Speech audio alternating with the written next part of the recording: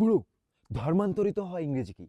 মানে একজন হিন্দু মুসলমান হয়ে গেল, কিংবা একজন খ্রিস্টান মুসলমান হয়ে গেল, এটাকে বলা হয় ধর্মান্তরিত হওয়া। ধর্মান্তরিত হওয়া ইংরেজি হলো রিলিজিয়াস কনভার্সন। Religious conversion.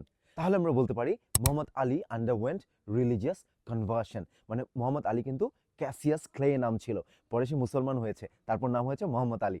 এটাকে বলা হয় রিলিজিয়াস কনভার্সন। আরেকটা ব্যাপার আছে গুরু, ধরুন কেউ হিন্দু, তাকে জোর করে মুসলমান বানানো হলো, কিংবা কেউ আমাদের মুসলমান ধর্মের, তাকে জোর করে হিন্দু বানানো হলো, কিংবা কেউ মুসলমান, তাকে জোর করে অন্য ধর্মে নিয়ে যাওয়া হলো, কিংবা অন্য ধর্মের কাউকে জোর করে অন্য আরেকটা ধর্মে নিয়ে যাওয়া হলো। এটাকে বলা হয় ফোর্সড কনভার্সন।